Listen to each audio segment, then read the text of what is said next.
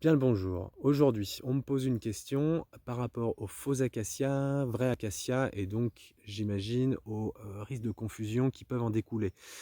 Deuxième question qui est sous-jacente, à laquelle je ne répondrai pas, en fait, à quoi ressemble le vrai acacia? Alors déjà, il y a plusieurs acacias, donc je ne peux pas répondre précisément à cette question-là. Mais surtout, j'ai plutôt envie de vous donner les clés de compréhension qui vous permettront à vous d'apprécier les différences et de faire le distinguo entre les deux. Vous êtes prêts? On y va. Tout d'abord, on est dans le cadre de la botanique systématique, c'est-à-dire que vous avez le grand règne végétal et à l'intérieur, c'est un peu la manière de poupée russe, vous avez des embranchements, des classes, des ordres, des familles, des genres, des espèces. Ok, famille, genre, espèce, retenez bien ça.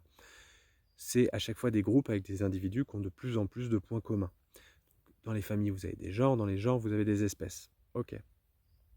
Dans les deux cas, acacia, vrai acacia, faux acacia, on est dans une famille des fabacées, qui vient de faba, qui veut dire fève en latin, dans laquelle vous avez les glycines, vous avez les trèves, vous avez les gesses notamment, vous avez voilà, les petits pois, les haricots. Donc, à l'intérieur de cette famille-là, vous avez, on l'a dit, des genres. Ce qu'on appelle l'acacia en règle, on va dire de manière générale, de manière vulgaire, dans le langage commun, c'est en fait, ça fait référence à l'espèce Robinia pseudoacacia, qu'on appelle aussi Robinier fausacacia. Donc Robinia pseudoacacia, Robinier fausacacia et acacia, en fait, dans le langage commun, on fait référence à la même chose, c'est-à-dire aux membres de l'espèce, dont on utilise notamment les fleurs pour faire des délicieux sirops, des beignets et autres, d'accord? Voilà, donc ça, c'est pour Robinia fausacacia, qu'on surnomme acacia. Il a été importé, pour la petite histoire, importé par un monsieur qui s'appelait Robinier, donc à qui a donné le nom du genre, et il nous vient d'Amérique.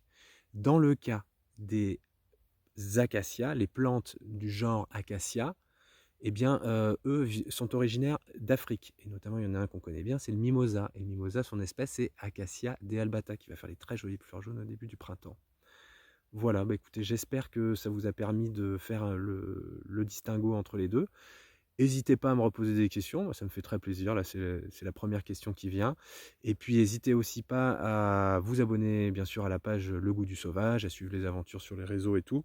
Il y a bientôt des sorties qui arrivent, donc pour être tenu au courant. Et puis à soutenir aussi sur la page Tipeee si les vidéos vous plaisent et que vous avez envie de continuer pour du contenu de qualité.